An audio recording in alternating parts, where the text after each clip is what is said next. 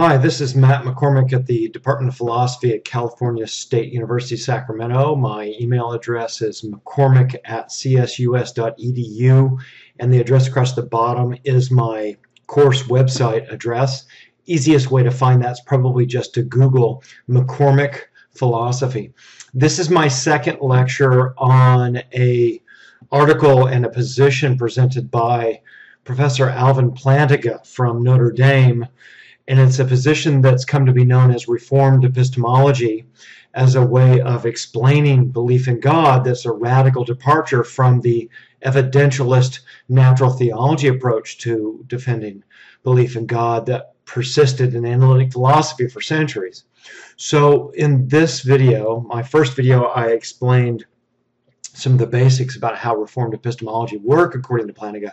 In this lecture, I'd like to talk about the background and the more complicated and more sophisticated epistemology argument that got Plantinga to the point of concluding that belief in God is basic rather than something that's proven on the basis of argument.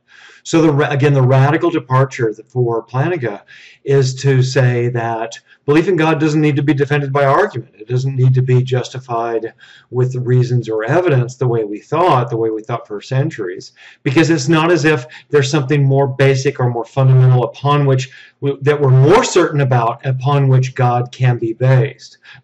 Belief in God itself is axiomatic, it's foundational, it's non-inferential, it's immediate, it's direct.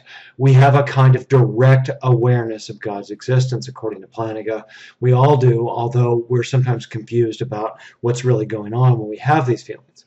Okay, so what's the background argument here that leads Plantinga to this Reformed epistemology position? 3 or 4 basic points I'm going to hit on today. One of the things we need to get clear on is Plantinga's argument that evidentialism presumes foundationalism. And there's a lot to be said about both of those points. Classical foundationalism is self-referentially incoherent, says Plantinga, and that motivates him to adopt a new kind of foundationalism. Neo-Foundationalism is what I'm calling it. It's better. Basic beliefs are defeasible according to Plantinga. Okay, so those are our 3 big main points that we want to hit on today. So what do these mean? Okay, so let's talk about Plantinga's view about evidentialism and foundationalism. How did Plantinga get to this conclusion that God is something we know immediately and directly and without argument? Evidentialism about anything, but in particular evidentialism is a description of a view about God, and the idea here is that we need compelling evidence or argument. It's required for a belief about God to be rational or justified. So on the old school view, the pre-Plantinga view, on the classic view, most people still take this view, is that in order for you to have a variety of theism, in order for you to believe in God, what you need in order to be rationally justified or epistemically inculpable is to have some kind of compelling argument or evidence or reasons in favor of that. You can't just adopt this view out of nothing. Okay, so Plantinga is going to reject that view. He thinks it's based on foundationalism, and foundationalism is bankrupt. But more basically, let me just contrast evidentialism with non-evidentialism. And non-evidentialist approaches to belief about God say that beliefs about God can be rational without its being based upon evidence or argument. Okay, so evidence classically considered is not required in order to have a rational belief that God exists. You need not be in possession of it. Okay, so that seems outrageous on the surface. It's become a very influential view, and a lot of people have taken it seriously. And Plantinga has done a remarkable job of defending the view over the last 20 or so years. So it's turned out to be one of the major recent events and recent developments in modern philosophy of religion. Okay, let's talk about these 3 basic points from Plantinga then. Why think that evidentialism presumes foundationalism? Okay, well, he argues that this view that our beliefs have to have evidence in order for them to be justified presumes a epistemological position known as foundationalism. And here's the idea. The idea is that some of our beliefs are basic and don't require further justification. And what we mean by this is that I've got a picture of a pyramid here. The idea is that if I've got any beliefs that themselves are justified, then maybe those are supported by other beliefs. And what justifies those other beliefs? Well, those are justified by still other beliefs. Now, ultimately, that string of justifications can't just go on forever. It can't be infinite, and it can't be circular. That belief that's at the top of the pyramid has to come down to rest on something that's rock solid, on something that's certain, something that's a foundation. So there has to be some basic building blocks upon which knowledge is constructed, or else the claim, the putative knowledge claim, the thing that you think you know, isn't built on anything. So we think that smoking causes cancer. Well, how come? Because we've got all this evidence that shows that rates of cancer are higher among smokers than they are non-smokers, and we've eliminated third causes. Well, why do we think that method works, or why do we think that's true? We've got other evidence that justifies that, and other evidence justifies that, and ultimately it comes down to rest on some really fundamental or basic ideas. And we're the little 2-year-old in the back seat to keep asking the why question. Well, why, Daddy? Why? Why? Why is that true? Why is that true? And at some point, the foundationalist says, well, knowledge just has to come to rest on a foundation. There's some things we just know. Resist the temptation to say, because I'm the daddy, that's why. But there's some things that we just know they are intrinsically justified, or they're rock bottom, they're foundational. We don't need to go further in order to justify those. Okay, so that's roughly speaking the way foundationalism works. And evidentialism, Plantinga says, presumes foundationalism in this article that we read for my class. So when you hit those, you're at the bottom. Now, a basic belief, by definition, is one that's justified immediately, directly, non-inferentially, and non-evidentially. Now, in some views, on classical views, foundational beliefs had particular, the only ones that were allowed to be foundational had particular features. On the classical foundationalist view, the one that we got from René Descartes, the famous foundationalist here, is the idea that a belief is properly basic if and only if it's either self-evident, or it's incorrigible, or it's abundant and manifest or evident to the senses. It's undeniable to the senses, like I'm having a blue sensation right now when I'm looking at that slide. Okay, so some examples. 1 + 1 = 2, bachelors are unmarried, A = A. So consider those, right? A = A. Well, why is that true? The 2-year-old in the back seat says, well, why? Why is A = A? And at some point you go, well, look, just A = A. That's what it means. It's self-evident. There's not more that I can say about it. Bachelors are unmarried. Well, that's just what it means. To be an unmarried thing is to be an unmarried thing. Can we explain that more? Can we justify that more? We can elaborate. We give examples. But at some point, we've got to say, well, look, it's a brute fact. It's an a priori fact about bachelors that what it means is it's an unmarried adult human male. So it's self-evident. It's absolutely incorrigible. There's no way we could be mistaken about that. There's no way that we could go around thinking that A = A and have gotten it wrong and discover later, oh, come to find out, A doesn't equal A. Who knew? Wow, what a surprise. That's not going to happen. It's also not going to happen that we discover that bachelors are actually married. Now, we might find out that some guy who we thought was a bachelor is, in fact, married. But that doesn't change the basic notion, the basic concept, the basic idea that bachelors are unmarried. That to be a bachelor is to be that sort of thing. So they're self-evident, they're incorrigible. These are things that Descartes thought we could rest on with complete certainty. And so if we have a pyramid that's built on a bunch of those certainties, and we build knowledge on the basis of those, then whatever it is we know at the culmination of the pyramid, of this structure, we can know with some degree of certainty, or absolute certainty, because we know the foundations are true. And if we know the inferences are good, it's like a math problem. If you know the stuff you started with is certain, and you make all the right steps, then whatever output you get is going to be certain too. Another classic example is the law of non-contradiction, which just says that something can't both be, some claim can't both be true and not true at the same time in the same way.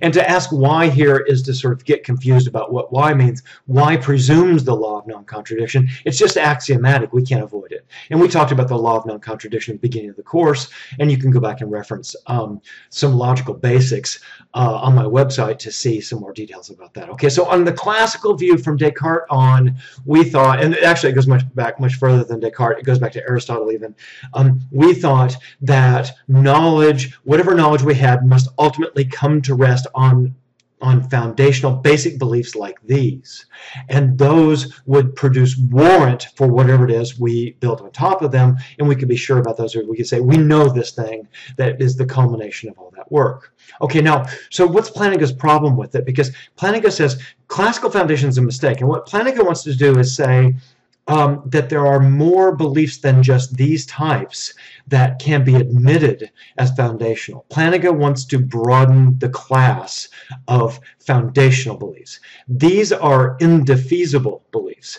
These are beliefs that no amount of new information could possibly lead us to change our mind about these. There's no new discovery that could lead us to think that A equals A doesn't equal A. So these are indefeasible. But what Plantinga wants to argue is that there are other foundational, immediate, incorrigible, non-inferential beliefs that we have that are in fact defeasible. They're ones that we could change our minds about. Nevertheless, they are still immediate and non-inferential in their basic. Okay, so he wants to broaden the category of foundation, admissible basic beliefs in foundationalism. So why? Well, it's because he thinks classical foundationalism, hereafter CF, is self-referentially incoherent. And what he means by this, and this is going to get technical, so bear with me, but what he means is that when you submit classical foundationalism to its own demands, it blows up. It can't satisfy its own requirement. And here's how he puts it. He says this principle, and he calls it 19. Here's the principle that's supposed to be the CF principle. A is properly basic for me only if A is either self-evident, it's incorrigible, or it's evident to the senses for me. Now the problem is that that sentence itself, 19, that sentence is not self-evident, incorrigible, or evident to the senses. Okay, so the foundationalist says that ultimately a belief is not justified unless it rests on basic beliefs, and properly basic beliefs have to be one of these three things. And that's their basic principle that captures classical foundationalism. But classical foundationalism's principle itself doesn't satisfy the requirement for a basic belief. It's not self-evident that 19 is true. It's not incorrigible, and it's not evident to the senses. That is, according to classical foundationalism, all basic beliefs must either be self-evident, incorrigible, or evident to the senses. That is, classical foundationalists believe 19 is true, so that means 19 either has to be basic or it's not basic. Now, let's run with the idea that it's basic. But look, the CF principle itself is not self-evident. Look at how hard it is for me to explain it. It's certainly not self-evident the way bachelors are unmarried is self-evident. I can't just look at 19 and go, oh yeah, that's obviously true by definition, the same way bachelors are unmarried. It's just not manifestly self-evidently true that way. It's not something we see that to be true. It's something you have to argue for, and that shows it's not self-evident. So it doesn't satisfy the first part. It's not incorrigible. That is, it's an open point of debate whether foundationalism is true. There's an active debate in epistemology about whether foundationalism or coherentism or some other kind of view is right. And incorrigible beliefs cannot be debated. Bachelors are unmarried is an example of something we can't possibly debate that. That's just what it means. But 19 is something that's open for debate. It's something that's been hotly contested. So it's not incorrigible. We can doubt it. I'm doubting it right now. I'm having my doubts. Maybe you are if you're following the argument. You're having your doubts about 19. You're having doubts about 19 in a way that you can't have doubts about bachelors are unmarried. And finally, CF isn't evident to the senses. We can't see that CF is true with our eyes. It's abstract, it's philosophical, it's unempirical. So the idea is that 19 doesn't satisfy its own requirement. So as interesting or as plausible or as compelling as maybe classical foundationalism seems, classical foundationalism can't answer its own question. Well, why think classical foundationalism is true? You can't just go, oh, well, it's basic. Well, but it's not basic because it doesn't satisfy any of the conditions for being basic. So why do we think CF is true? And so Plantinga says it can't satisfy its own requirement. It's incoherent. It fails to satisfy its own requirement. It's a little bit like the liar paradox in my orange box up above. This statement is false. Well, look, if that's true, then the thing it says is false. So if the thing that says it's false, then the opposite is true, namely the statement is true, but that's not what it says. So whatever answer we give to it's true or it's false, we get into a paradox. And classical foundationalism, Plantinga says, is self-referentially incoherent or paradoxical, something like that. Okay, so as a result, Plantinga says we've got to revise foundationalism. We need a new version. The essential principle of classical foundationalism itself cannot satisfy the essential requirement of classical foundationalism. It can't fulfill its own requirement. So it's like classical foundationalism describes conditions for getting into a club, but the classical foundationalism itself can't get into the club. It doesn't qualify to get into the club. So it defines a club that's inaccessible to itself. Okay, Plantinga revises classical foundationalism. He says this: the other ordinary sensory beliefs, like I see a tree, I had breakfast this morning, that person is angry, are properly basic. And in the last lecture, the first one, part 1, we saw some other examples like this. Those things that you believe, I see a tree, I had breakfast this morning, they're immediate, you see them, you acknowledge them, you recognize their truths immediately, they're non-inferential, you don't go through a process of reasoning in order to arrive at them. You could produce some reasoning to defend them, but your believing them is just something that's instantaneous and direct, it's non-inferential, but they're defeasible, they're things that you could revise in the face of new information should you get some. If somebody goes, oh no, I'm not really angry, I'm just acting like I'm angry because I've got that face, I'm a good actor. Okay, so you got new information, you changed your mind. Okay, I had this immediate sort of impulse that she was mad at me, but then she told me she was just rehearsing a part for a play, so I realized she's not really. New information led me to change my mind. So now Plantinga wants to say, we've got foundational basic beliefs, and you acquire them all the time, you get them all day long about all sorts of things, but then you change your mind about them, you revise them, you keep moving. You have a kind of direct, realist access or awareness, apprehension of stuff in the world all the time. And of course, that's how Plantinga's sense of God is going to work. He's going to say there's a huge body of the things that we believe that we just have basically immediately non-inferentially. We just acquire these beliefs in the course of our encounters with things in the world over the course of the day. And some of those we abandon or reject because we get new information. Others, we get new information, we consider it, we reflect on it, and then we settle back on the belief that we originally had. And Plantinga wants to say that a God belief is like that. He's got a sensus divinitatis, and he has an immediate apprehension of God's presence in the world. God's existence is obvious to him through this sensory awareness. And it's not something he sees with his eyes or has normal, five sense modality access to, but he's aware of God's presence. So call it a sixth sense or something, and that informs him about God's presence in the world. So this God view is a part and parcel of this whole pretty radical new shift in epistemology that says there's all these beliefs we have that are not evidential and not argued for. They're not part of evidentialism is a mistake in order to try to defend those. Okay, so let's summarize Plantinga's view here in my second lecture. Belief in the external world and causation, the existence of other minds, or that's my mom, or in God are basic. We saw that in lecture part 1. And now we've seen how Plantinga revises or expands the definition of what a properly basic view is. A properly basic belief can be on Neo-Foundationalism. He allows more in than just those incorrigible, self-evident, classic foundationalist basic beliefs. He's going to allow a lot of other things that can be basic too, including God and all these others. These are non-inferential, they're immediate, they're direct apprehensions. Classical foundationalism says properly basic beliefs must be self-evident, incorrigible, or evident to the senses. The problem is that classical foundationalism can't satisfy its own requirement. It's self-referentially incoherent. So Plantinga modifies or refines and expands it and says, look, properly basic beliefs can be immediate and non-inferential that way, but they're defeasible. They're ones we can reflect on and change our minds about. And God's going to come in that way. Okay, so in the final lecture here, part 3, I'm going to consider objections to Plantinga's view. So that'll be